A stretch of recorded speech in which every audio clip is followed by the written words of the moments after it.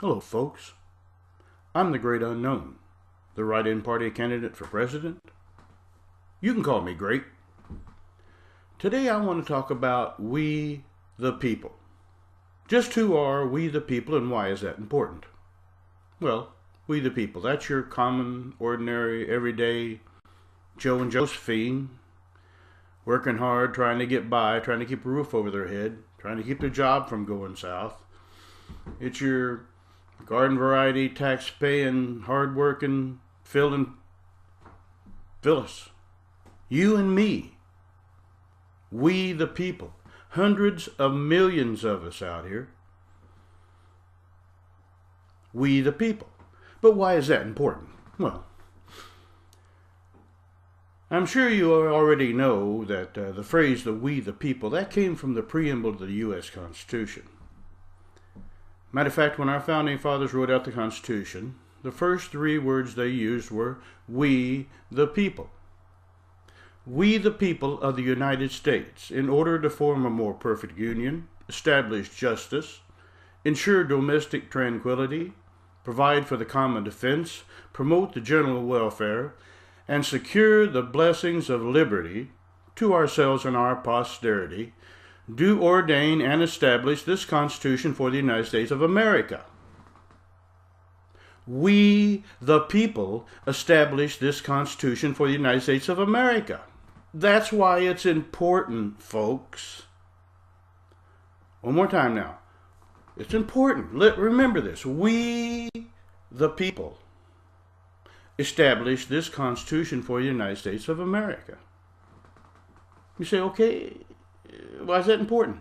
Well, our forefathers came here, settled this land, worked hard, struggled, fought, bled, died, but eventually they formed a homeland here in this great country of ours, a place where they could prosper and live a better life. But you see, they had one very, very bad problem.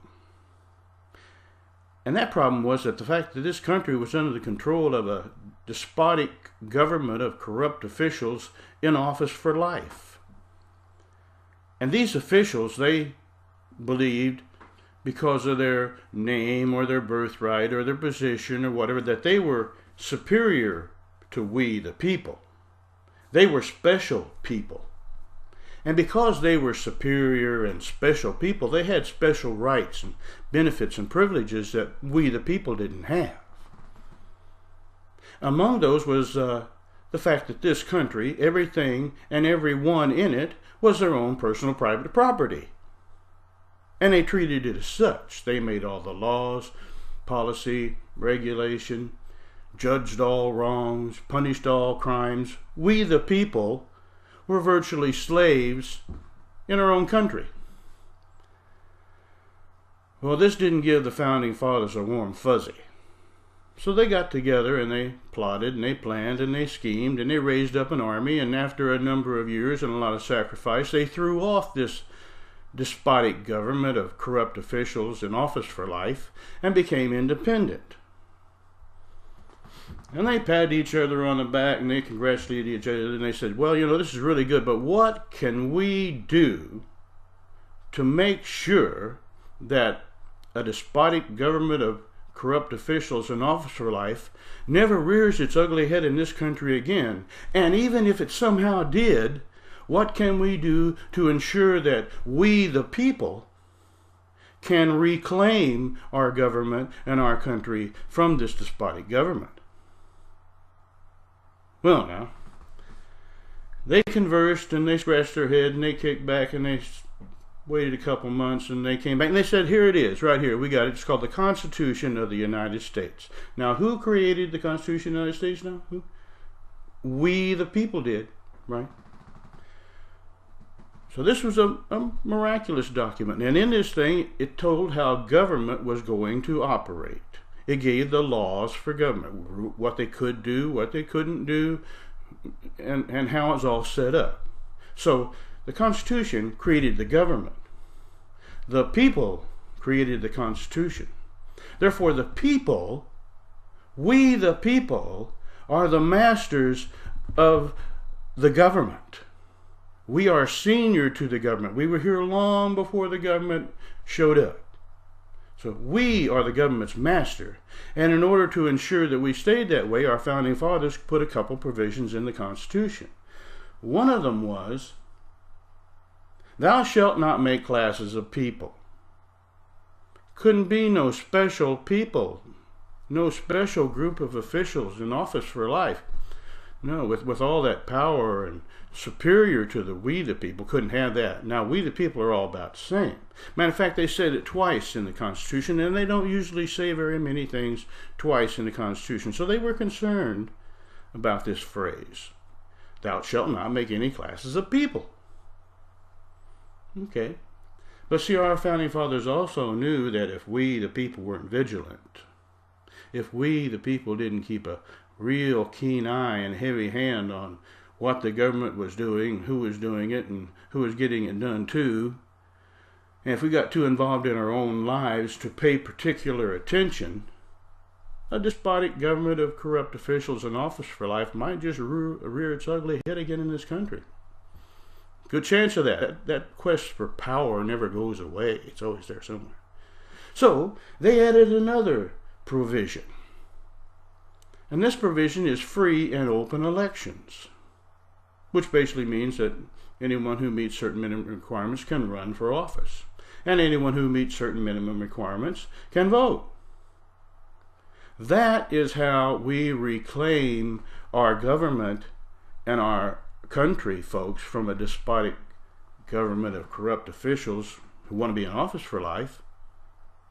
We vote them out. See how simple that was. We vote them out.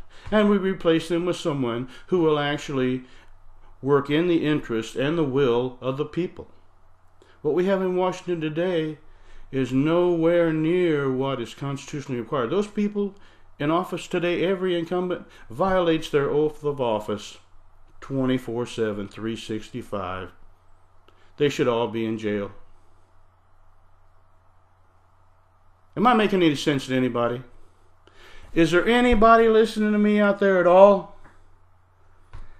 Is there the slightest possibility there might be the tiniest amount of truth in anything that I've been saying? Well, I need your help. Don't stay home on election day and waste your vote. And don't go out and vote for one of those bureaucrats who we're going to talk about later. And we're going to prove that they don't care about you. The only thing they care about is your vote. And they'll do anything to get it. Lie, cheat, steal, promise. But we'll talk about more about that kind of stuff later. The fears of our forefathers are here, folks. We have a group of corrupt officials in Washington today that want to stay there for life. They make all the rules, decide all wrongs, judge all offenses. Does this sound familiar to you? We need to vote out every incumbent in office, every swinging dick and dickette. We need to pull our collective heads out of the sand, take a good look around, and see what that pain in our collective ass really is. I'm the great unknown, write-in party candidate for president. You can call me great. Thanks for listening, folks. Write in the Great Unknown for President, 2008. Really? Can he do any worse? I'm the great unknown, and I approve this message.